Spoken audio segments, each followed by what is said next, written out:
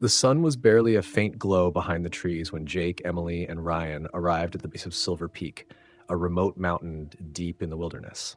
The trio, seasoned hikers, had been planning this trip for months. The trail they intended to take was an old one, seldom used and known only to a few. It was rumored to be treacherous, but the allure of an untouched path was too enticing to resist. Emily, the most cautious of the group, had heard stories about the trail, whispers of hikers who had ventured up the mountain and never returned. But she kept her fears to herself, not wanting to dampen the excitement of the others. As they began their ascent, the forest closed in around them, thick with the scent of pine and the sound of crunching leaves beneath their boots. The trail was narrow, with steep drops on either side, and the deeper they went, the more oppressive the atmosphere became. The forest seemed to grow darker, the air thicker, as if the mountain was slowly swallowing them. 2. The Discovery. After several hours of hiking, they reached a clearing where the remains of an old abandoned cabin stood. The wood was weathered and rotting, the windows broken, and the door hung on its hinges. Ryan, always the adventurous one, suggested they explore it. "We should keep moving," Emily urged, glancing nervously at the darkening sky. But Jake, ever curious, had already pushed the door open. Inside, the cabin was dusty and decrepit, filled with the remnants of a life long forgotten. A rusty stove, a few broken chairs, and a moldy mattress were all that remained. But on the wall, something caught Jake's eye. An old map, yellowed with age, pinned to the wood. It showed the mountain with a series of trails, one of which was marked with a red X. "Looks like there's another path up ahead," Jake said, tracing the line with his finger. "Maybe it's a shortcut to the summit." "Or maybe it's marked for a reason," Emily replied, her unease growing. But Ryan was already on board, and despite Emily's protests, they decided to follow the new path. The Descent. As they left the cabin, the forest seemed to close in even tighter. The path, if it could even be called that, was barely visible, overgrown with thick roots and vines. The air grew colder, and an unnatural silence settled around them. There were no birds, no rustling leaves, just the sound of their breathing and the crunch of their footsteps. Hours passed, and the trail became steeper, more treacherous. The trees seemed to twist and turn, creating a labyrinth that disoriented them. The sun had fully set, and the only light came from their flashlights, which barely pierced the dense fog that had begun to rise. "We should turn back," Emily insisted, her voice shaking. "This isn't right." But Jake, stubborn and determined, pressed on. Ryan followed, though he too was beginning to feel the weight of the mountain's eerie silence. It wasn't long before they realized they were lost. IV, the ominous presence. As panic began to set in, they heard it, a low, distant wailing carried on the wind. It was a mournful sound, like a cry from something not entirely human. Emily froze, her heart pounding in her chest. Ryan's face went pale, and even Jake seemed unsettled. "Just the wind," Jake said, though his voice lacked conviction. But the wailing grew louder, closer, until it seemed to be all around them. Then, from the corner of her eye, Emily saw movement, a shadow darting between the trees, too fast to be an animal. She spun around, her flashlight beam slicing through the fog, but saw nothing. "We need to get out of here," she whispered, her voice barely audible. As they started back the way they came, the fog thickened, swallowing the trail behind them. The wailing became a chorus of voices, each one more desperate and anguished than the last. Shapes moved in the fog, flickering in and out of sight. The forest itself seemed to shift, the trees bending and twisting as if alive. Suddenly, Ryan screamed. Emily and Jake turned to see him struggling, his foot caught in a root. But as they rushed to help him, the roots seemed to tighten, pulling him down into the earth. Emily grabbed his arm, but the ground beneath him gave way, and with a final terrified cry, he was gone, swallowed by the mountain. The revelation. Jake and Emily stood there, frozen in horror. The ground where Ryan had been was undisturbed, as if he had never been there at all. The voices grew louder, more frantic, as if they were coming from the very earth beneath their feet. "We need to go," Jake said, his voice trembling. "Now." They ran, blindly, through the fog, the forest around them a blur of shadows and twisted branches. The path was gone, the trees closing in from all sides. Emily could barely breathe, her lungs burning, her legs aching, but she didn't dare stop. Then, just as suddenly as it began, the fog lifted. They stumbled into another clearing, this one bathed in the pale light of the moon. In the center stood an ancient stone altar covered in moss and vines. Around it, the ground was littered with bones, some human, others unrecognizable. Emily fell to her knees, too exhausted to move. Jake approached the altar, drawn to it by some unseen force. As he reached out to touch the stone, a memory flashed in Emily's mind. The map in the cabin, the red X marked over this very spot. "Jake!" "No," she screamed. But it was too late. The moment his hand touched the stone, the ground beneath them began to tremble. The voices returned, louder than ever, and the earth split open around the altar, revealing a yawning chasm filled with writhing shadows. From the darkness, a figure emerged, tall, gaunt, and covered in a tattered cloak. Its face was hidden beneath a hood, but its eyes glowed with an unnatural light. "You have trespassed," the figure hissed, its voice a chorus of the damned. "Now you will join them." The final twist. Emily watched in horror as the figure reached out, its bony hand closing around Jake's throat. He screamed, a sound that echoed through the mountains before his body crumpled to the ground, lifeless. The figure turned to Emily, its glowing eyes fixed on her. But then something unexpected happened. The figure hesitated, as if recognizing her. The voices around them fell silent, and the figure slowly withdrew its hand. Emily, trembling, dared to look into its eyes and saw something she hadn't expected. "Sorrow. Go," the figure whispered, its voice now a single, mournful tone. "You do not belong here." Without another word, the figure retreated into the chasm and the earth closed behind it. The forest was silent once more, and Emily was alone. The aftermath. Emily never spoke of what happened on the mountain. She was found 2 days later by a search party, wandering near the base of Silver Peak, disoriented and in shock. She could barely remember her own name, let alone what had happened. The authorities searched for Jake and Ryan, but found nothing. No bodies, no trace that they had ever been there. The old cabin was gone, replaced by thick underbrush, as if it had never existed. But Emily knew the truth. The mountain had taken them, just as it had taken so many others before, and she knew, deep down, that one day it would call for her again. Title: Echoes of the Forgotten. They had planned the trip for months. A group of 5 college friends, Emma, Jake, Lily, Tom, and Ben, eager for one last adventure before graduation. They decided to explore the remote Pine Hollow Trail, deep in the Appalachian Mountains. The trail was infamous for its rugged terrain, but more so for its unsettling history. Stories circulated about hikers who had gone missing, of strange sightings and eerie sounds, but the group dismissed the tales as just that, stories. They arrived at the trailhead early in the morning, the mist still clinging to the ground. The forest loomed before them, the trees like ancient sentinels guarding the path ahead. Ben, the unofficial leader of the group, checked the map one last time before they started their hike. "We'll be fine," he reassured everyone. "It's just a hike. No ghosts, no monsters, just us and nature." The first few hours were uneventful. The trail was steep and winding, but the group was in high spirits, joking and taking pictures. As the day wore on, the forest became denser, the canopy overhead blocking out most of the sunlight. The air grew cooler, and an uneasy silence settled over the group. "This place is creepy," Lily said, glancing around. "It's so quiet." "Just the middle of nowhere," Tom said with a grin. "Nothing out here but trees and squirrels."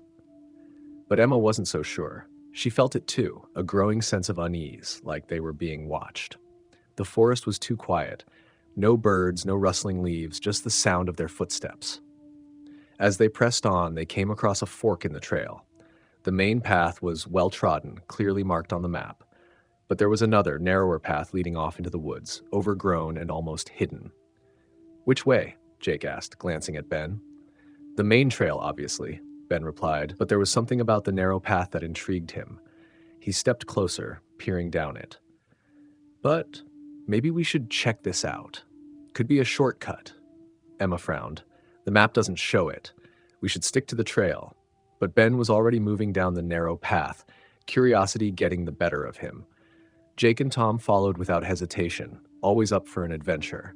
Lily and Emma exchanged a worried glance before reluctantly joining the others. The narrow path was rough, the trees closing in on all sides. It wasn't long before the trail became harder to follow, as if it hadn't been used in years. The further they went, the darker the forest became. The sunlight barely penetrated the thick canopy, casting long, distorted shadows on the ground. "This doesn't feel right," Emma muttered, but the others didn't seem to hear her. Suddenly, Ben stopped. "Do you hear that?" They all paused, listening. At first, there was nothing but the sound of their breathing.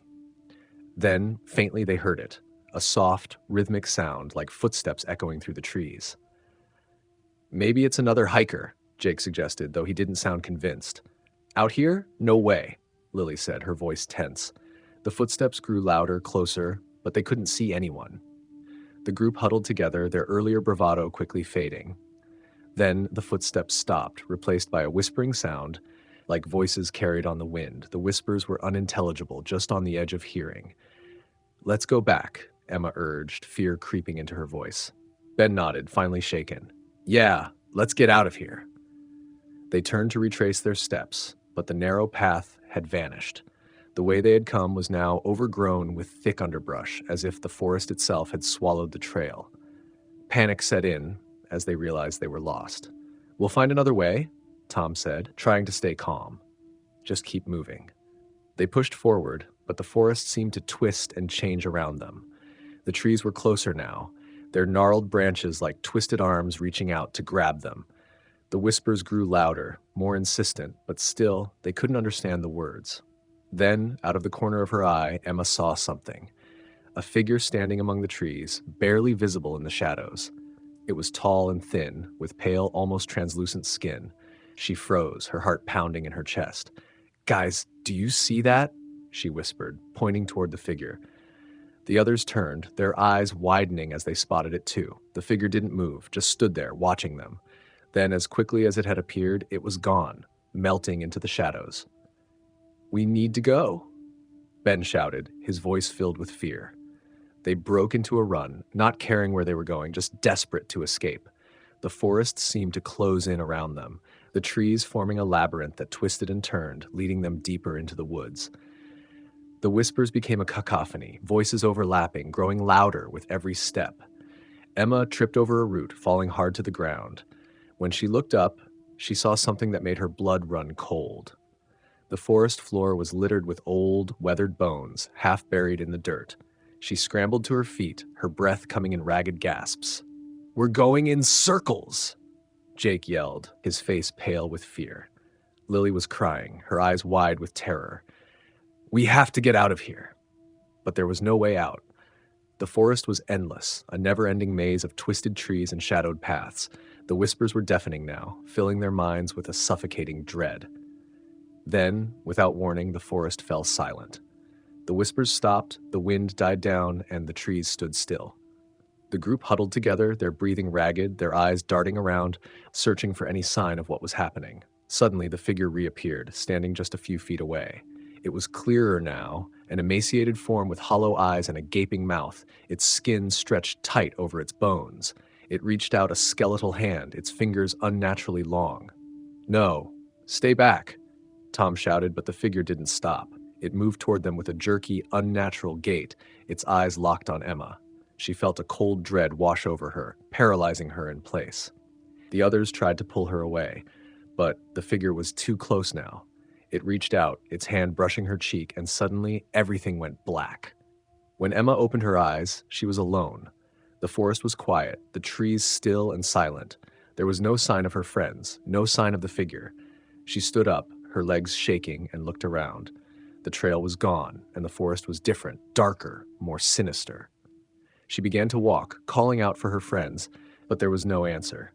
The whispers started again, soft at first, then growing louder. They echoed through the trees, filling her mind with a rising sense of panic. The forest was alive, and it was playing with her. As she walked, she realized something terrifying. She had been here before. The trees, the shadows, the whispers. It was all familiar. She was back where she started, trapped in a loop that had no end. The whispers were clearer now, and she could finally understand them. "They're gone," the voices hissed. "Lost, forgotten, just like you." Emma screamed, running blindly through the forest, but no matter how far she ran, she always ended up back where she started. The whispers taunted her, growing louder, more sinister. She could feel the figure watching her, waiting for the right moment to strike. And then she saw them. Ben, Jake, Lily, and Tom. They were standing in a clearing, their backs to her.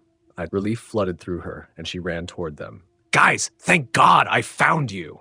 she cried, reaching out to them. But when they turned around, her relief turned to horror. Their faces were blank, their eyes empty, like hollow shells.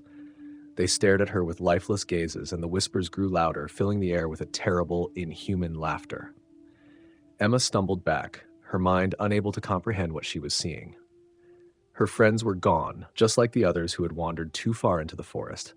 She was alone, lost in the maze of the Pine Hollow Trail, where time stood still and the echoes of the forgotten never ceased.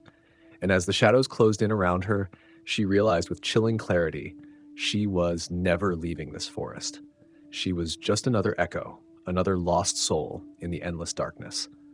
The forest had claimed her, just as it had claimed so many before, and the whispers, those terrible, mocking whispers, would never let her go. Title: The Whispering Trail. It was a perfect autumn day for a hike. The air was crisp, the leaves a collage of reds and oranges, and the trail, the Whispering Trail, promised a quiet retreat away from the bustle of city life. Ethan, Sarah, and Mike had heard about this trail from a local guidebook.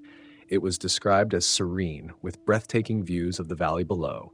But what intrigued them most was the legend surrounding the trail, a tale they considered more of a tourist attraction than a genuine warning. The legend spoke of an ancient curse. Centuries ago, a group of settlers had disappeared in the woods. Their voices were said to linger, haunting those who ventured too deep into the forest. It was a silly story, something to spook tourists. The trio had laughed it off over drinks the night before. Yet, as they stood at the trailhead, a faint unease gnawed at them. "Ready?" Ethan asked, trying to shake off the strange feeling. "Let's do this!" Mike responded, his voice full of bravado.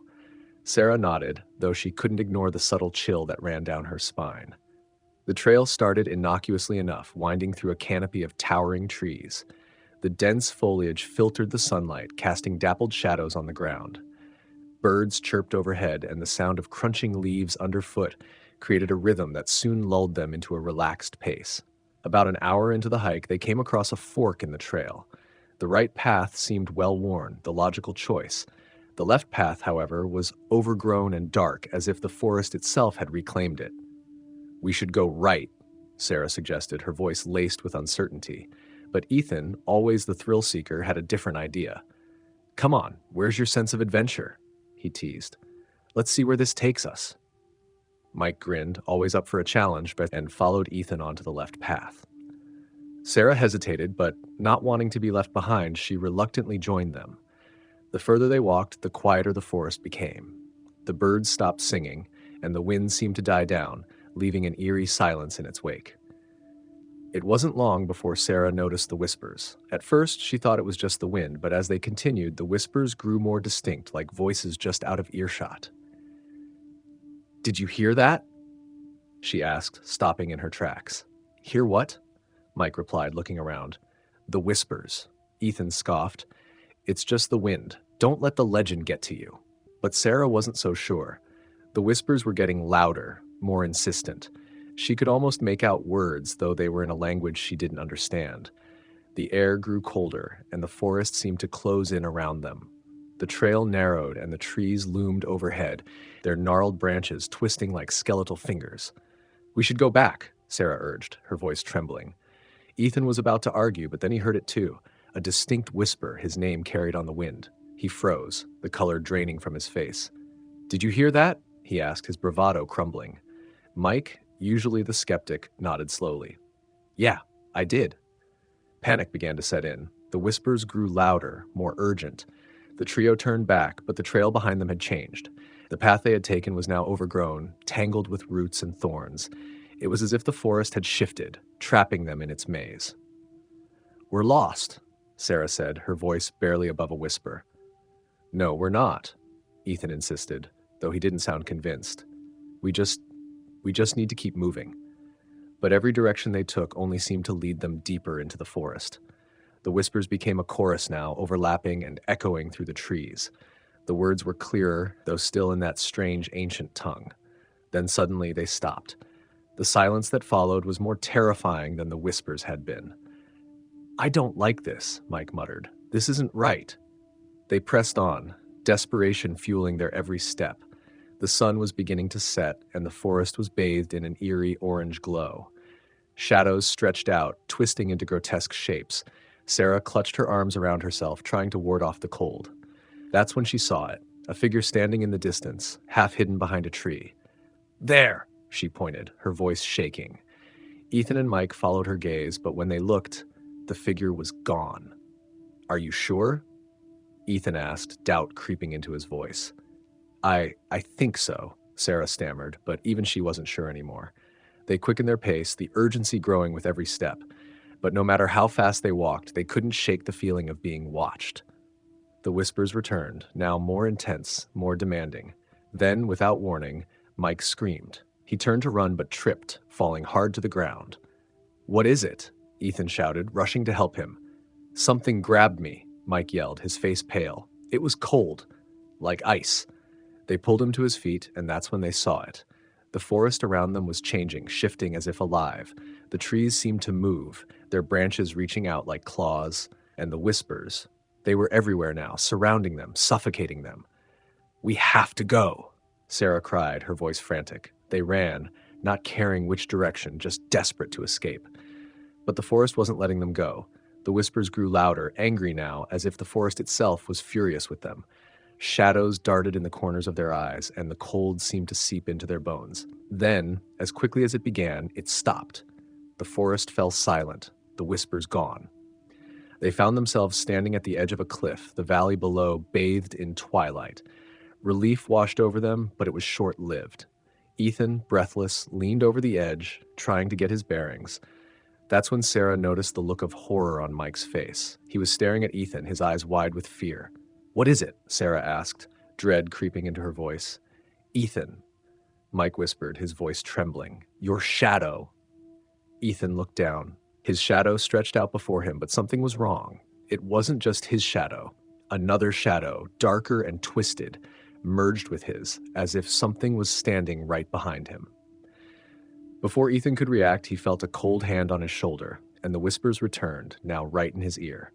The last thing he heard before the world went black was a voice, clear and menacing, speaking in that ancient tongue.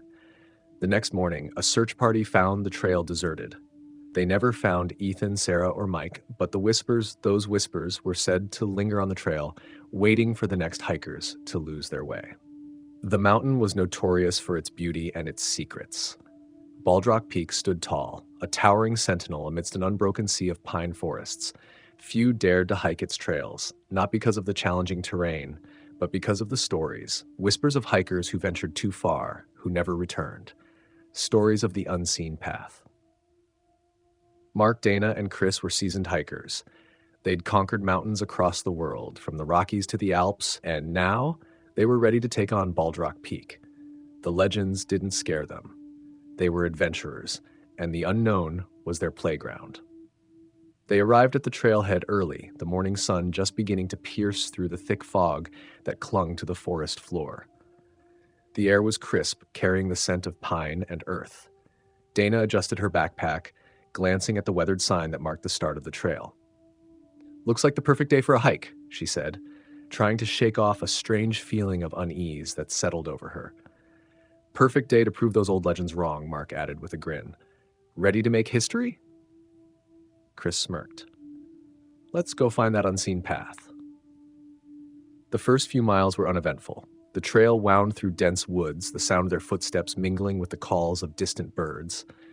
The trio fell into an easy rhythm, chatting about their past adventures and plans for the future.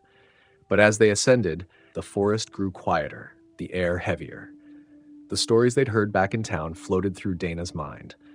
The locals had spoken in hushed tones about the unseen path, a mysterious trail that only revealed itself to those it chose. Once on it, they said, there was no going back. She shook her head, trying to dismiss the tales as mere superstition. But when they reached a small clearing halfway up the mountain, something strange happened. The path ahead, which had been clear and well marked, suddenly split into two. One trail continued up the mountain, exactly as it should. The other, a narrow, shadowed path, veered off to the left, disappearing into the thick underbrush. "That wasn't on the map," Chris said, frowning. Mark walked over to the entrance of the new path, studying it. It looks like it's been used recently. Do you think? Dana began, but she didn't need to finish her sentence. Mark's eyes sparkled with excitement. The unseen path. Dana hesitated. The trail looked ominous, the trees lining it twisted and dark. But Mark and Chris were already stepping onto it, their curiosity piqued beyond reason. Dana had never backed down from a challenge, and she wasn't about to start now. As they ventured down the unseen path, the forest seemed to close in around them. The trees were taller, their branches tangled like the fingers of giant unseen hands. The air grew cooler, almost suffocating, and the light from above struggled to penetrate the thick canopy. The path was uneven, winding in ways that defied logic. What should have been a simple ascent felt more like a labyrinth, with twists and turns that left them disoriented. Mark, who had been leading the way, slowed down. "This is weird," he muttered, more to himself than to the others. Chris nodded. "It's like the trail's playing tricks on us." Dana looked around, the unease from earlier blossoming into full-blown anxiety. The trees here were different, older, their bark marked with deep grooves that looked almost like symbols.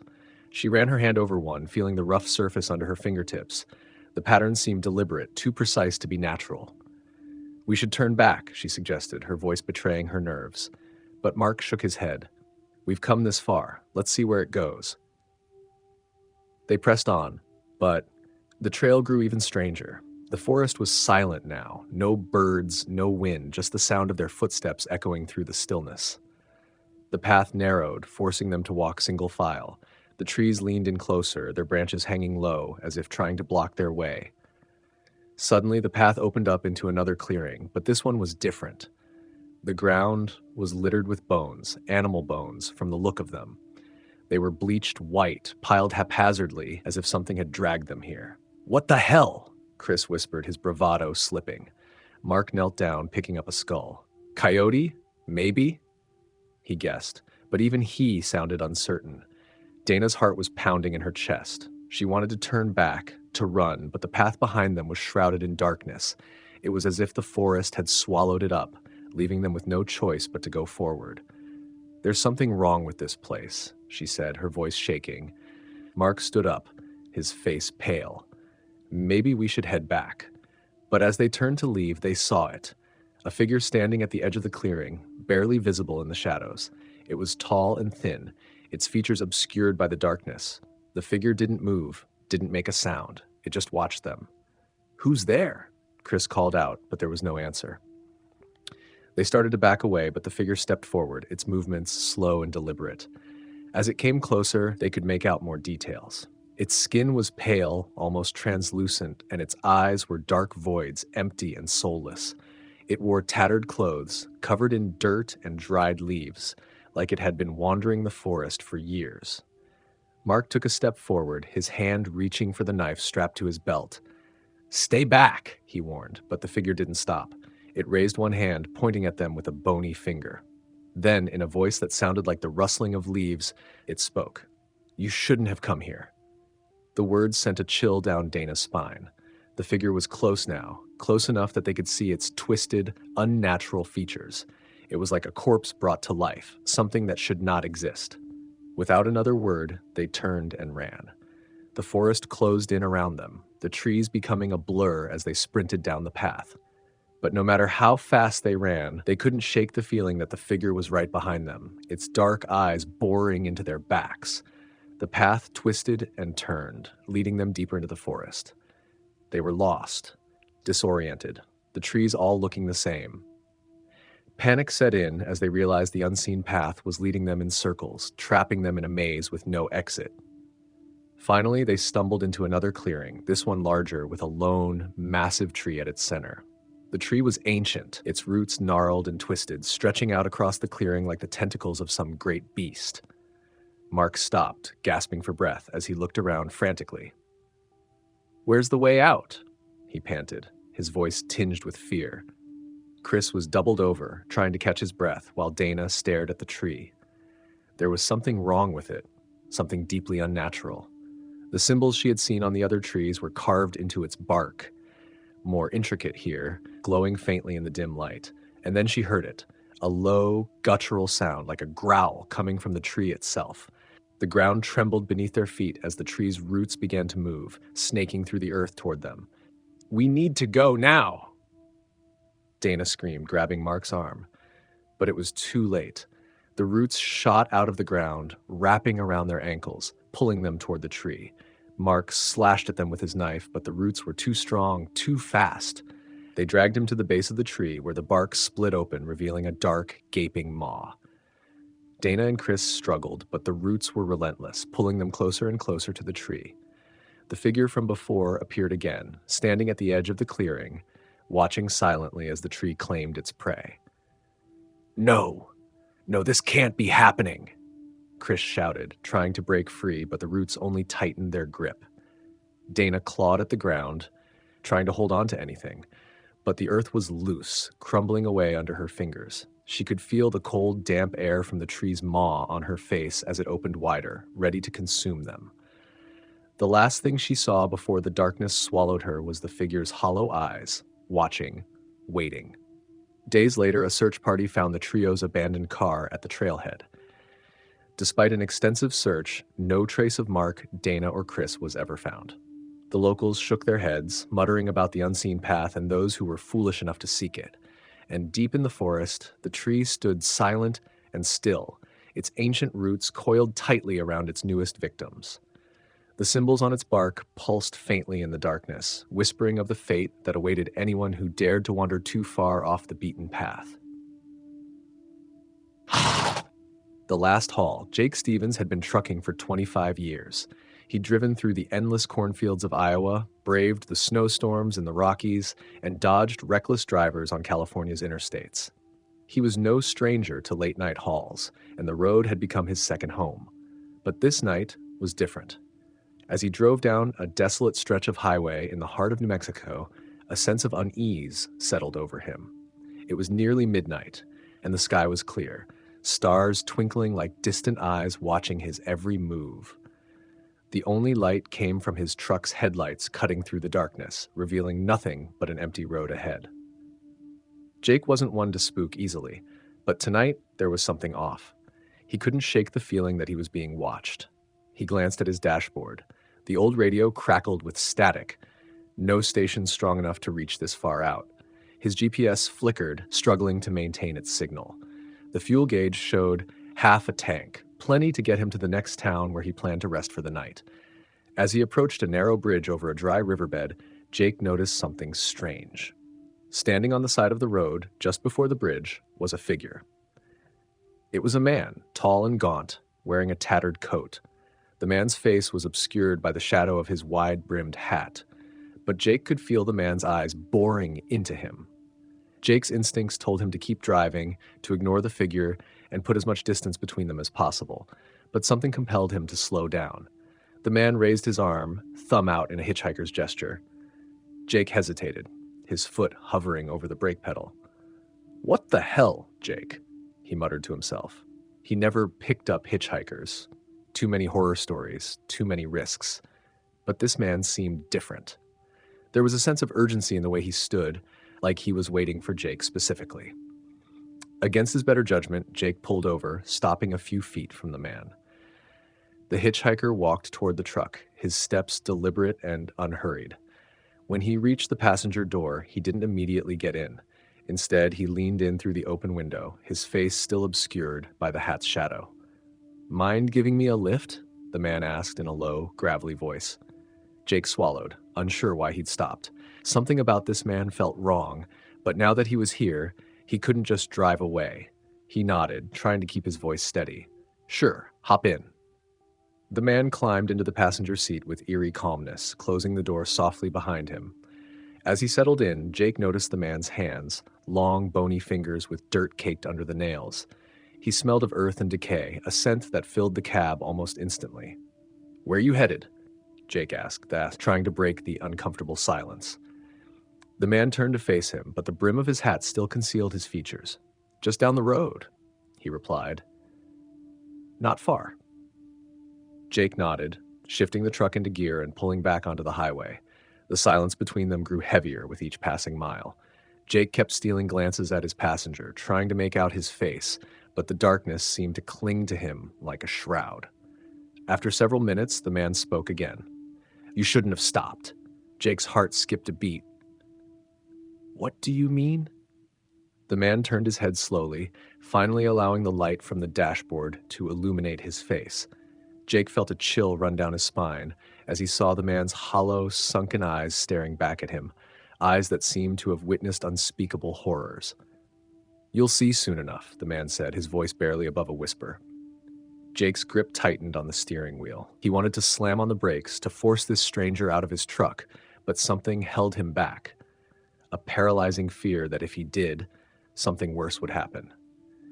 The road ahead seemed to stretch on endlessly, the landscape around them growing more desolate with every mile.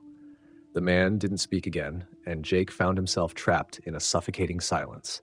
He glanced at the clock on the dashboard. It hadn't changed in what felt like hours, the numbers frozen at 12:07 a.m. Panic started to creep in. Jake knew something was terribly wrong, but he couldn't figure out what. The road, the clock, the man beside him, it all felt like a nightmare he couldn't wake up from. Then, in the distance, Jake saw the lights of a small town flickering on the horizon. Relief washed over him. He just needed to make it there, and everything would be fine. But as they approached the town, Jake realized something was off. The buildings were old and dilapidated, their windows dark and broken. There were no cars, no people, just an eerie stillness that made his skin crawl. The man beside him shifted, finally removing his hat. Jake's breath caught in his throat as he saw the man's face clearly for the first time. His skin was pale and stretched tight over his skull, his eyes black voids that seemed to suck in all the light. But what terrified Jake the most was the man's smile, a wide, unnatural grin that revealed rows of jagged, rotten teeth. "You can let me off here," the man said, his voice echoing in Jake's mind rather than his ears. Jake slammed on the brakes, the truck skidding to a stop in the middle of the deserted town. The man opened the door and stepped out, his movements fluid and inhuman. He turned back to Jake, his smile widening. "Thanks for the ride," he said, "but you should never have stopped." With that, the man began walking toward the town, with that, his figure fading into the shadows until he disappeared completely. Jake sat there, his heart pounding, unable to move. He looked at the clock again. It was still 12:07 a.m. The town around him seemed to close in, the silence pressing down on him like a weight. Suddenly, the radio crackled to life, a voice cutting through the static. "This just in. A local truck driver, Jake Stevens, has been missing for over a week. His last known location was near the town of Diablo's Crossing, a ghost town abandoned decades ago. Authorities are urging anyone with information to come forward." Jake's blood ran cold. Diablo's Crossing was where he was supposed to make his delivery, but this place, this nightmare town, it couldn't be real. But as he looked around, he realized with dawning horror that he was trapped, caught in a place that shouldn't exist, with no way out. The clock ticked over to 12:08 a.m., the midnight caller. Eddie Malone was a seasoned trucker with a reputation for getting the job done, no matter the time or place. He thrived on the solitude of the open road, the hum of his engine, his only companion during the long, lonely hauls. But on this particular night, as he drove through the winding back roads of the Appalachian Mountains, Eddie felt a sense of unease gnawing at him. It was well past midnight, and the road was deserted. The tall, dark trees lining the highway seemed to close in around him, their branches like skeletal fingers reaching out from the darkness. The moon was a pale sliver in the sky, offering little light to guide him. Eddie's headlights cut through the blackness, but the beams seemed to reveal nothing but more empty road ahead. He had been driving for hours, the monotony of the night broken only by the occasional flicker of his CB radio, picking up distant chatter from other truckers. Eddie usually found comfort in the familiar voices crackling over the radio, but tonight it was quiet. Too quiet. As he rounded a sharp bend, Eddie saw something that made his stomach drop. A car was parked on the side of the road, its hazard lights blinking weakly. The vehicle was an old, beat-up sedan, its faded blue paint peeling away. But what caught Eddie's attention was the figure standing beside it, a woman waving frantically for help. Eddie's first instinct was to keep driving. He'd heard too many horror stories about ambushes and traps on these remote roads. But as he passed by the woman, something about her desperation struck him. She looked genuinely terrified, her wide eyes pleading in the dim light. Against his better judgment, Eddie slowed down and pulled over. He watched the woman in his rearview mirror for a moment before stepping out of the cab. The night air was cold, and the sound of cicadas filled the silence. "Ma'am, you okay?" Eddie called out as he approached her. The woman turned to him, her face pale and gaunt, her eyes hollow with fear. "Thank God you stopped," she said, her voice trembling. "My car broke down, and I've been here for hours. There's no cell service, and I didn't know what to do." Eddie nodded, trying to keep his own unease in check. "You're lucky I came by. This road doesn't see much traffic at night." She nodded, her eyes darting nervously to the dark woods surrounding them. "Can you give me a ride just to the next town? I don't feel safe out here." Eddie hesitated. Every instinct screamed at him to get back in his truck and drive away, but he couldn't leave her out here alone. "Sure," he said finally. "Hop in." The woman looked relieved as she hurried to the passenger side of the truck. Eddie climbed back into the cab, watching as she struggled to open the door. He leaned over to unlock it, and she slipped inside, still glancing nervously over her shoulder. Eddie pulled back onto the road, glancing at the woman out of the corner of his eye. She was younger than he'd first thought, maybe in her late 20s, with long, dark hair that hung limply around her face. She was dressed in a simple white dress, now smudged with dirt and leaves. "Name's Eddie," he said, trying to make conversation to ease the tension. "What's yours?" "Sarah?" She replied quietly, staring out the window as if expecting something to leap out from the trees. Eddie tried to smile, but it felt forced. "So, what were you doing out here all alone?" Sarah hesitated before answering. "I was driving to see my parents. They live in a small town about 50 miles from here. My car just died on me." Eddie nodded, though her answer didn't sit right with him. This road wasn't on the way to any towns, just more forest and a few abandoned mining communities. But he didn't press her, figuring she was just too shaken to explain properly. As they drove, Eddie's discomfort grew. He couldn't shake the feeling that something was very wrong. The truck's engine, usually a comforting sound, seemed to groan and shudder as if protesting their journey. The darkness outside felt thicker, more oppressive, pressing in against the truck. Then the CB radio crackled to life. Eddie frowned. He hadn't heard anything on it for hours. The static buzzed for a moment before a voice cut through, distorted and barely audible. "Eddie, don't. Stop." Eddie's heart skipped a beat. He grabbed the receiver, pressing the button. "Who is this? Repeat. Who's calling?" There was a burst of static, and then the voice came through again, clearer this time. "Eddie, don't stop, no matter what." A chill ran down his spine. He glanced at Sarah, who was now staring straight ahead, her hands gripping the seat tightly. "Do you hear that?" he asked her, but she didn't respond. The radio went silent for a moment, and then the voice spoke again, this time with a sense of urgency that sent a shiver through Eddie. "Eddie, she's not real. Don't let her in." Eddie's blood ran cold. He looked at Sarah, and for the first time, noticed how unnaturally still she was. Her chest didn't rise and fall with breath, and her eyes, once filled with fear, were now empty, staring ahead without blinking. "Who are you?" Eddie whispered, his voice trembling. Sarah slowly turned to face him, her lips curling into a smile that didn't reach her eyes. "I told you," she said softly. "I'm Sarah." But Eddie knew now that whatever was sitting beside him was not a stranded woman. Panic surged through him, and he slammed his foot on the accelerator, the truck roaring as it sped down the road. The radio crackled again, the voice more frantic. "Eddie, don't look at her. Just keep driving. She'll try to stop you." Eddie's hands shook as he gripped the steering wheel, his knuckles white. He refused to look at Sarah, even as she began to speak in a low, hypnotic voice. "Eddie, why are you scared? I just need a ride. Eddie, don't you want to help me?" Her voice was soft, almost seductive, but there was an edge to it, a darkness that made his skin crawl. The truck shuddered, the engine groaning as if it was struggling to maintain speed. The road ahead seemed to stretch on forever, the trees on either side blurring into a wall of blackness. "Eddie, look at me," Sarah whispered, her voice now directly in his ear. "Just look at me." His heart pounded in his chest, but he refused to turn his head. He stared straight ahead, sweat dripping down his face.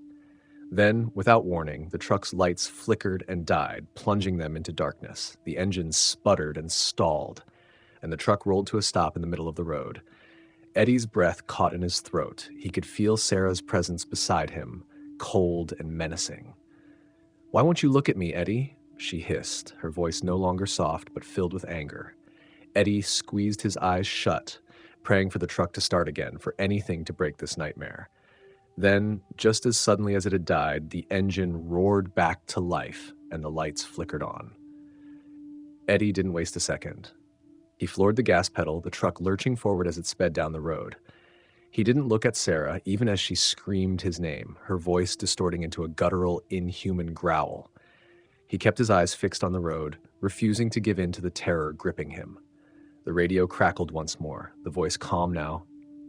"You're almost there, Eddie. Just keep going. Don't stop." Eddie nodded, his focus unyielding. He could see lights up ahead, the small town he'd been heading for all along. Relief washed over him as he approached the outskirts, the warm glow of streetlights breaking through the darkness. As the truck crossed into the town, the atmosphere around him shifted. The oppressive weight lifted, and the cold presence beside him vanished. Eddie glanced over to find the passenger seat empty. He didn't stop until he reached the town's only diner, pulling into the parking lot and shutting off the engine. His hands still shook as he climbed out of the cab, his legs unsteady beneath him. Inside the diner, the few patrons gave him curious looks as he slumped into a booth. A waitress approached, her smile kind but concerned. "Long night, honey?" she asked, setting a cup of coffee in front of him. Eddie nodded, too shaken to speak. He took a sip of the coffee, hoping the warmth would calm his nerves. As the waitress walked away, Eddie noticed a payphone near the entrance. On a whim, he stood up and made his way to it, dropping a coin into the slot and dialing the number for the local sheriff's office. The phone rang twice before a gruff voice answered. "Sheriff's office. What can I do for you?" Eddie hesitated before speaking. I picked up a woman on the highway, said her name was Sarah. She's gone now, but something wasn't right." There was a long pause on the other end of the line before the sheriff spoke again, his voice heavy with something Eddie couldn't quite place. The rest stop Ben Carter had been a long-haul trucker for almost a decade, crisscrossing the country from coast to coast. The long nights, desolate highways, and solitary life suited him just fine. He liked the quiet. It gave him time to think. But tonight, as he navigated a remote stretch of highway through the dense forests of Oregon, something about the darkness felt more oppressive than usual. It was past 2 a.m., and the road ahead was a ribbon of black asphalt flanked by towering pines. His truck's headlights sliced through the darkness, but they seemed to reveal little more than an endless, winding road. Ben glanced at his fuel gauge. It was dipping toward empty. He knew he'd need to find a rest stop soon, a place to refuel and grab a few hours of sleep. His GPS indicated there was a rest stop about 10 miles ahead. Ben breathed a sigh of relief. He'd been on the road for nearly 12 hours straight, and exhaustion was beginning to claw at the edges of his focus. As he drove, the shadows in the trees seemed to grow deeper, almost alive, twisting into strange shapes that made him shiver. Finally, he saw the sign. "Rest stop ahead, 2 miles." The words were faded, the sign itself rusted and leaning to one side, but Ben was too tired to care. He just needed to stop. The rest stop came into view, a small, dilapidated area nestled in a clearing surrounded by dense woods. A couple of old gas pumps stood near a tiny convenience store, its neon "open" sign flickering weakly in the window. There was no other vehicle in sight, no sign of life. Ben pulled into the lot, his truck's tires crunching on the gravel. He killed the engine, and for a moment the silence was overwhelming. The only sound was the creak of the truck as it settled and the distant rustle of leaves in the wind. He climbed out of the cab, stretching his stiff muscles, and headed toward the store. The place looked like it hadn't been maintained in years. The windows were grimy, and the wooden steps leading up to the door were warped and splintered. But the thought of a hot cup of coffee and maybe a sandwich was enough to push him forward. The bell above the door jingled weakly as he entered. The interior was dimly lit, the overhead lights flickering occasionally. The shelves were sparsely stocked, and the air was thick with the smell of dust and something else, something faintly metallic, like rust. Behind the counter stood a middle-aged man with deep-set eyes and a gaunt face. He wore an old flannel shirt, its sleeves rolled up to reveal thin, veined arms. His expression was unreadable, and he didn't say a word as Ben approached. "Evening," Ben said, trying to sound casual. "Could I get $20 on pump 2 and a coffee?" The man nodded slowly, his eyes never leaving Ben's face. He rang up the sale on an old cash register, the mechanical keys clacking loudly in the silence. "You've got a long drive ahead?" the man asked, his voice gravely and low. "Yeah, just trying to make it to the next town before sunrise," Ben replied, handing over the cash. The man took the money, his fingers brushing against Ben's hand. His skin was cold, almost clammy, and Ben fought the urge to pull away. "You be careful out there," the man said, his tone strange, almost warning. "These roads, they're not always safe at night." Ben gave a short nod, unsettled by the man's words, but too tired to dwell on them. "Thanks. I'll keep that in mind." He grabbed a cup of coffee from the ancient-looking machine near the back of the store and headed outside. The night air was cold, and the sky was clear, the stars twinkling above like distant pinpricks of light. Ben filled his tank, the only sound the soft click of the gas pump. As he finished up, he noticed something odd. Across the lot, near the edge of the woods, stood a figure. It was a man, tall and thin, dressed in dark clothes that seemed to blend into the shadows. He was just standing there, staring at Ben, motionless. Ben felt a chill run down his spine. He couldn't make out the man's face, but he could feel the intensity of his gaze. It was unnerving.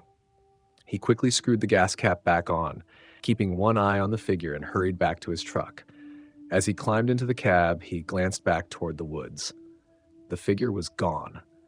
Ben's heart was racing as he started the engine, the truck roaring to life.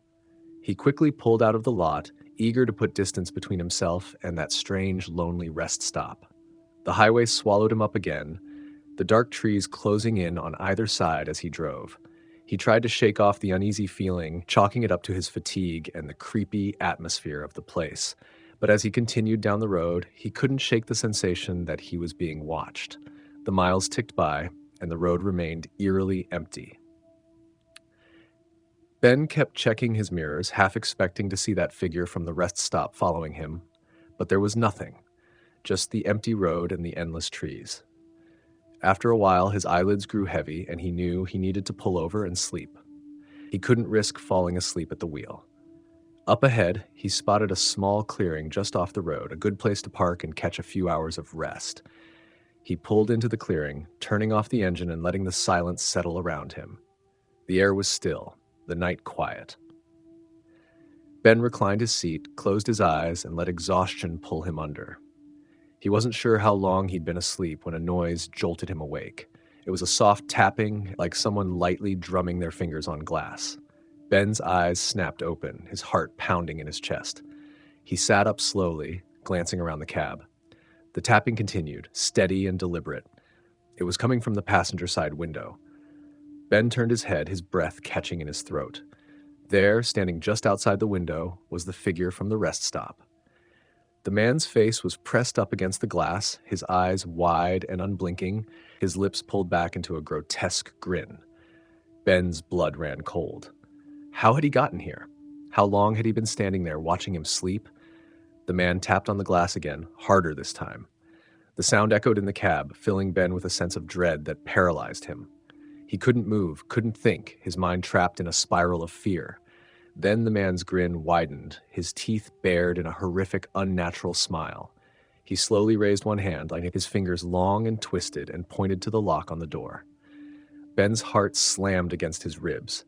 Every instinct screamed at him to move, to drive, to get away, but his body wouldn't respond. The man's finger hovered over the lock, his eyes locked onto Ben's. And then, just as suddenly as it started, the tapping stopped. The man stepped back from the window, his figure dissolving into the darkness. Ben blinked, and he was gone, as if he had never been there. Ben gasped, his breath coming in ragged gulps. He fumbled with the keys, his hands shaking, and started the truck. He didn't care where he was going, didn't care about anything but getting as far away from that clearing as possible. As he pulled back onto the highway, the truck's headlights illuminated the road ahead, but the shadows seemed deeper, the night darker. Ben drove fast, his eyes darting between the road and the mirrors, half expecting to see that figure reappear at any moment. Hours passed, and the first light of dawn began to creep over the horizon. Ben's nerves were frayed, his body exhausted, but he didn't stop, not until he reached the next town. When he finally pulled into a truck stop, the sun was rising, casting a warm glow over the landscape. Ben climbed out of the cab, his legs unsteady, and made his way to the small diner attached to the stop. He needed coffee, food, and a chance to calm his rattled nerves. As he sat at the counter, nursing a cup of coffee, the waitress approached with a smile. "Rough night?" she asked, pouring him a refill. "You could say that," Ben muttered, still shaken. She nodded sympathetically. "These roads can be eerie at night. You see anything strange out there?" Ben hesitated, then shook his head. "Just a long, empty road." The waitress gave him a knowing look, her smile fading slightly. "Yeah, a lot of truckers say that, but you be careful, okay? Some folks say there's something out there in those woods. The highway haunt." Sam Granger was a veteran trucker with a lifetime of miles under his belt. He'd driven through blizzards in the Rockies, thunderstorms in the Midwest, and scorching deserts in the Southwest, but nothing had ever unnerved him like the stretch of Highway 49 he was on tonight. The road was infamous among truckers, a place of whispered stories and unspoken fears. Some claimed it was haunted, others that it was cursed. Sam never put much stock in those tales, but tonight, something felt off. It was a little past midnight, and Sam was the only vehicle on the road. The sky was overcast, the moon hidden behind thick clouds that seemed to press down on the world below.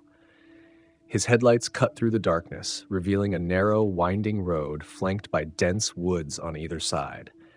The trees were tall and ancient, their branches gnarled and twisted as if reaching for something just out of grasp. Sam adjusted his grip on the steering wheel, trying to shake off the sense of unease creeping over him. The hum of the engine, usually a comfort, seemed distant, almost muffled. He reached for the radio, hoping some music would help, but all he got was static. Frustrated, he switched it off, leaving only the sound of his tires on the asphalt and the low rumble of the truck. As he rounded a bend, Sam saw something up ahead that made his heart skip a beat, a figure standing in the middle of the road. He slammed on the brakes, his tires screeching as the truck skidded to a stop just a few feet from the figure. It was a woman, standing perfectly still, her long, dark hair hanging down over her face. Sam's pulse quickened. He flicked on his high beams, trying to get a better look. The woman was dressed in a thin, white dress that looked out of place in the cold night air. Her bare feet were planted firmly on the pavement, and she made no move to get out of the way. Sam hesitated, his mind racing. He'd heard stories about people, ghosts, some said, appearing on this highway, but he never believed them. Still, there was something about the way she stood there, unmoving, that sent a shiver down his spine. He leaned out the window, keeping his voice steady. "Hey, you okay? Do you need help?" The woman didn't respond. She just stood there, her face hidden behind a curtain of hair, her arms hanging limply at her sides. Sam's instincts told him to keep driving, but he couldn't bring himself to leave her there. He put the truck in park and grabbed his flashlight from the glove compartment. Climbing down from the cab, he kept the beam trained on the woman as he approached her cautiously. "Ma'am?" He called out again, softer this time. Still no response. Sam was only a few feet away now. The closer he got, the colder the air seemed to become, as if the warmth was being sucked out of the night. He stopped, the flashlight's beam steady on her. "Ma'am, do you need a ride?" Sam asked, his voice barely above a whisper. Slowly, the woman began to lift her head, revealing her face. Sam felt his blood turn to ice. Her eyes were empty, hollow sockets that stared right through him, and her skin was pale, almost translucent, as if she hadn't seen sunlight in years. Sam stumbled back, his breath catching in his throat. The flashlight slipped from his hand, clattering to the ground. He turned and bolted back to the truck, his heart pounding in his ears. Fumbling with the door handle, he threw himself into the cab and slammed the door shut. He looked back at the road, expecting to see her standing there, but she was gone. The road was empty, as if she had never been there at all. Sam didn't wait to find out what had happened. He threw the truck into gear and floored the accelerator, the engine roaring as he sped down the highway. His hands were trembling, his knuckles white as he gripped the steering wheel. He drove for what felt like hours, the trees blurring past him, until he saw the dim glow of a roadside diner up ahead. Sam pulled into the parking lot, his heart still racing. The diner was a small, rundown place, the kind of spot truckers frequented in the middle of nowhere. He needed to calm down, to make sense of what he'd just seen. Inside, the diner was nearly empty, save for an elderly man sitting at the counter nursing a cup of coffee and a young waitress wiping down tables. Sam slid into a booth near the back, his mind still reeling. The waitress approached, a friendly smile on her face. "What can I get you, hon?" "Just coffee," Sam muttered, his voice shaky. She nodded and brought him a steaming cup, setting it down in front of him. Sam wrapped his hands around it, trying to steady himself. The warmth of the cup did little to chase away the chill that had settled in his bones. The waitress lingered, eyeing him with a mix of concern and curiosity. "You look like you've seen a ghost." Sam gave a weak laugh. "You could say that." The old man at the counter turned slightly, his eyes narrowing. "You were on Highway 49, weren't you?" he asked, his voice rough and gravelly. Sam looked up, surprised. "How'd you know?" The man let out a dry chuckle. "You're not the first to come in here looking like death warmed over after a drive down that road." The waitress frowned, glancing between Sam and the old man. "You saw her, didn't you?" she asked quietly. Sam's throat tightened. "I don't know what I saw. A woman standing in the road, but when I got out to check on her, she just disappeared." The old man sighed, setting down his coffee cup. "That's the lady of the highway. She's been haunting that stretch of road for as long as I can remember." "Who was she?" Sam asked, though he wasn't sure he wanted to know the answer. The waitress sat down across from him, her expression somber. "The story goes that she was a bride years ago. She was on her way to her wedding when her car broke down on that highway. She got out to flag someone down for help, but a truck driver didn't see her in time, hit her straight on." The old man continued, his voice low. "Ever since, she's been wandering that road, looking for someone to take her home, but no one ever can." Sam felt a chill run down his spine. He had heard plenty of ghost stories in his time, but nothing like this. "Has anyone ever talked to her?" The waitress shook her head. "Most people are too scared to get close. The few who have, well, they say she asks for a ride, but if you let her in your truck, she disappears before you can take her anywhere."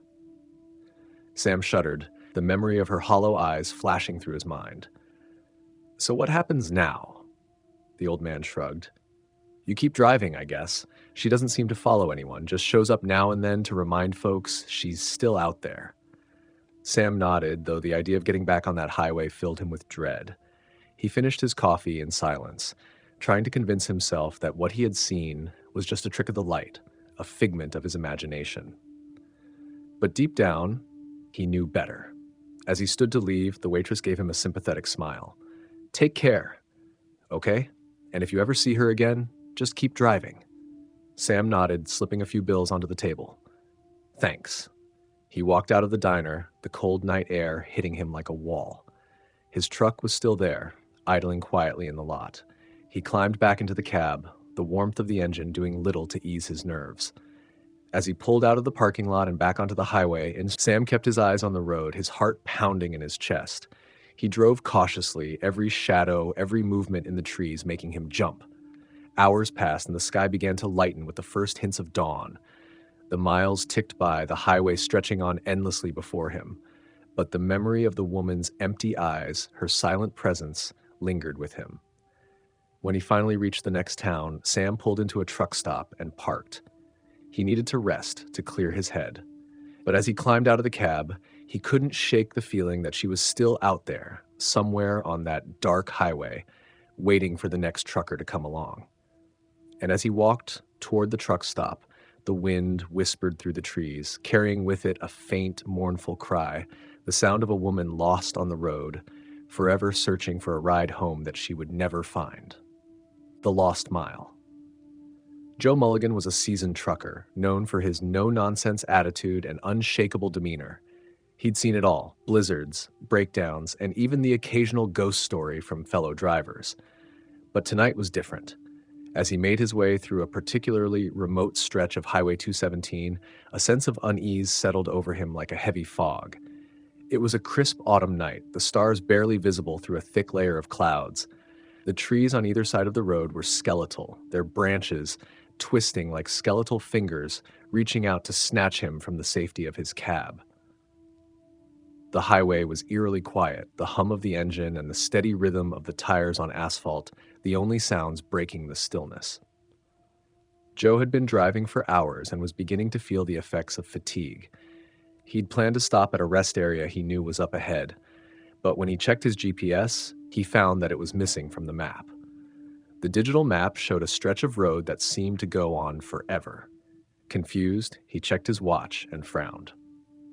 According to his calculations, he should have reached the rest area long ago. He rubbed his eyes and pressed on, hoping to find a place to pull over and rest soon. The road stretched out before him like a ribbon of darkness, and he noticed that the landscape was growing increasingly desolate. There were no signs of civilization, no other vehicles, just endless stretches of blackened forest. Hours seemed to pass without any sign of the rest area. Joe's exhaustion was starting to set in, his eyelids growing heavy despite his efforts to stay alert. He took a deep breath and turned up the radio, trying to distract himself with some talk radio. But even the familiar voices did little to alleviate his growing sense of dread. Then, without warning, his headlights picked up something unusual, a flickering light up ahead. It was faint, but unmistakable. As Joe approached, he saw that it was a small, rundown gas station, barely visible through the dense fog that seemed to have rolled in from nowhere. The station's sign was partially obscured by grime, but the word open flickered weakly in neon. Joe's heart skipped a beat. He was desperate for a break, and even a rundown gas station seemed like a godsend at this point.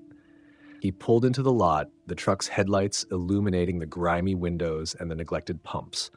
The place looked like it hadn't been used in years.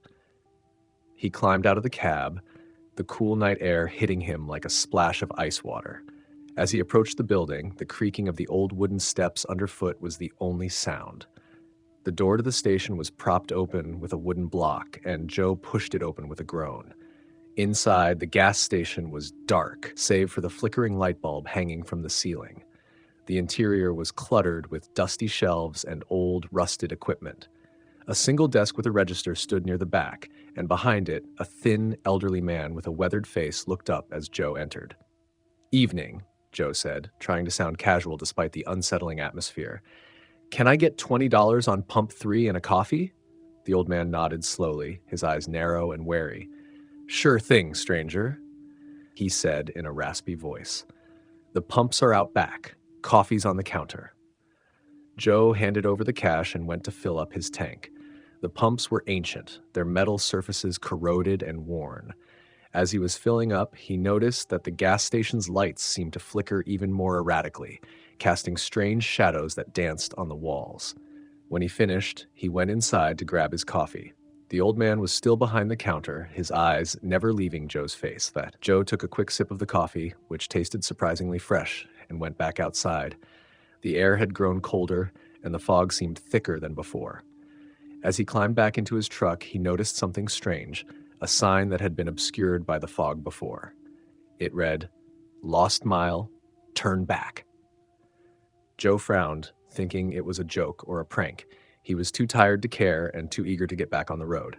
He turned the truck around and headed back down the highway. The fog seemed to close in around him, making it difficult to see more than a few feet ahead. The landscape remained eerily unchanged, a never-ending stretch of dark, dense forest. Minutes turned into hours, and the road seemed to twist and turn in ways that made no sense. The familiar landmarks he had passed earlier were nowhere to be seen, and his GPS was still malfunctioning, showing an endless loop of the same road. Frustrated and exhausted, Joe pulled over to the side of the road, his truck's engine rumbling softly. He needed to clear his head and figure out what was going on. He stepped outside, the cold air biting at his face. The fog had thickened, reducing visibility to almost zero.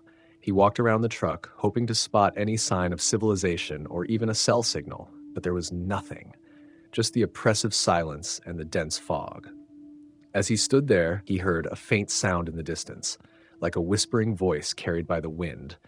He strained to hear it, but the fog seemed to muffle the sound, making it almost inaudible. He shivered and decided to get back in the truck, wanting to escape the unsettling feeling that was creeping over him. Just as he was about to climb back into the cab, he saw a shadowy figure emerge from the fog. It was a woman dressed in old-fashioned clothing, her face obscured by the mist. She was walking slowly toward him, her movements almost gliding rather than walking. Joe's heart raced. He couldn't make out her features clearly, but something about her presence was deeply disturbing. He fumbled for his flashlight, turning it on and pointing it toward her. The light cut through the fog, revealing her face, a gaunt, hollow visage with vacant eyes. "Who are you?" Joe shouted, his voice trembling. "What do you want?" The woman stopped in her tracks, her empty eyes fixed on him. She raised one hand, pointing to the sign he had seen earlier, the one that warned of the lost mile. Joe's blood ran cold. He understood now. The sign wasn't a joke. The road he was on had somehow trapped him, and this woman was a part of that trap. The feeling of dread intensified as the fog grew thicker, and the shadows seemed to close in around him. He turned and ran back to the truck, slamming the door shut and starting the engine. The truck roared to life, and he sped off down the highway, the fog swirling around him like a living thing. The woman's figure disappeared into the mist, but the sense of being pursued remained. He drove with white-knuckled intensity, the road seeming to stretch out endlessly before him.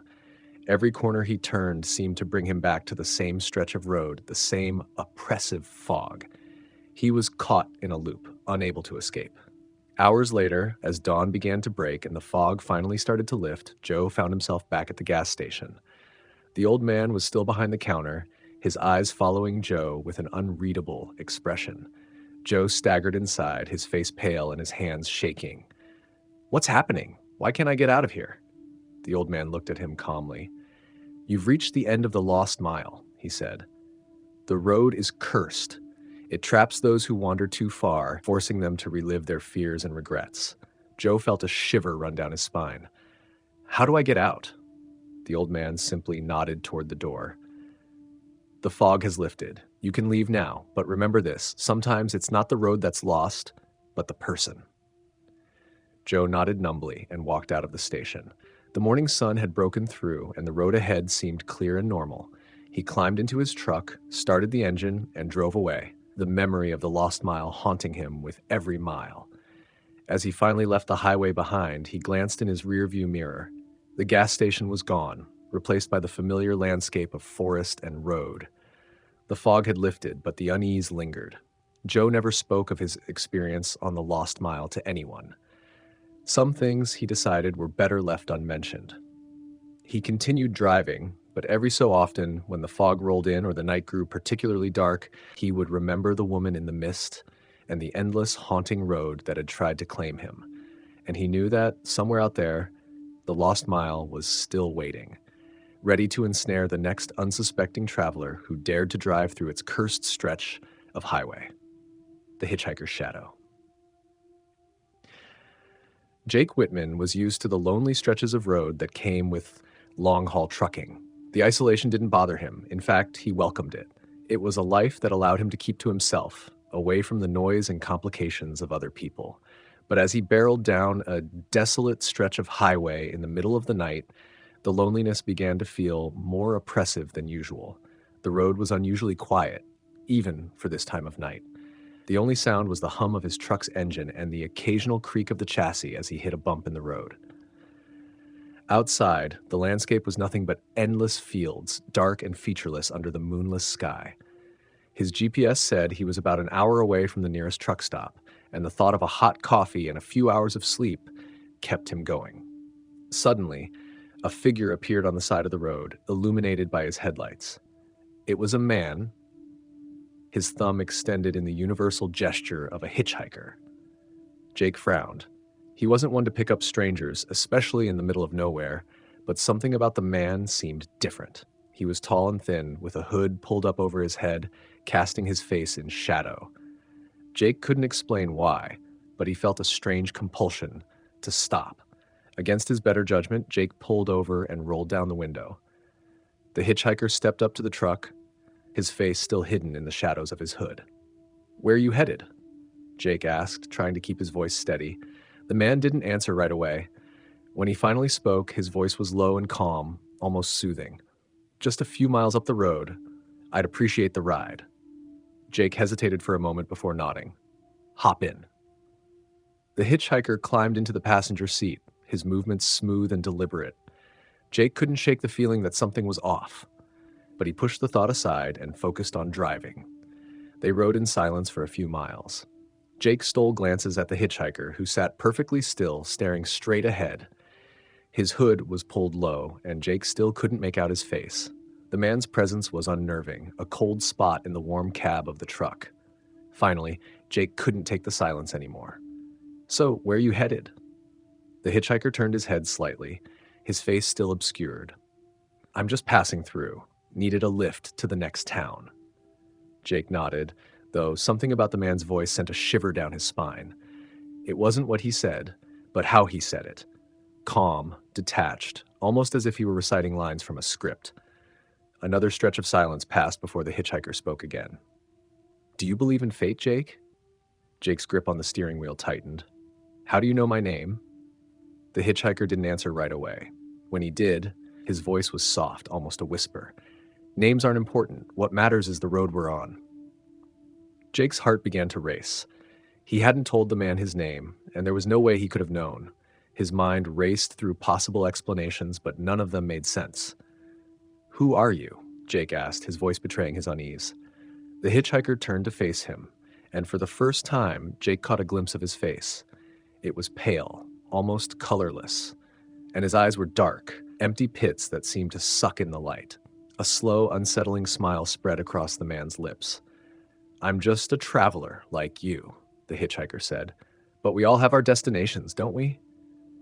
Jake's instincts screamed at him to stop the truck, to kick this man out and drive away as fast as he could, but his body wouldn't obey. It was as if some unseen force was keeping him in place, compelling him to keep driving. The hitchhiker's voice broke through Jake's rising panic. "You're running, aren't you, Jake? Running from something you can't escape." Jake's breath caught in his throat. How did this stranger know so much about him? He had spent years trying to forget his past, burying it beneath miles of open road and endless nights. But the hitchhiker's words cut through him like a knife. "You can't outrun fate," the hitchhiker continued, his tone almost sympathetic. "You can drive as far as you want, but eventually, it catches up to you." Jake felt a cold sweat break out on his forehead. The man was right. He had been running from his mistakes, his regrets, the choices that had led him to a life of solitude. But now, it seemed, there was no escape. "Let me out," Jake said, his voice trembling. "I'm done with this ride." The hitchhiker shook his head slowly. "It doesn't work that way, Jake. This is your road, your journey. You have to see it through to the end." Panic surged through Jake. He pressed his foot down on the brake, but the truck didn't slow. He pulled the steering wheel hard to the left, but the truck stayed on course, as if it were driving itself. The hitchhiker's presence filled the cab, oppressive and inescapable. "You have to face it, Jake," the hitchhiker whispered. "You can't run forever." Jake's vision blurred, his mind spiraling into darkness. The truck was moving faster now, the road ahead a blur of motion. He could feel the hitchhiker's gaze on him, those empty eyes boring into his soul.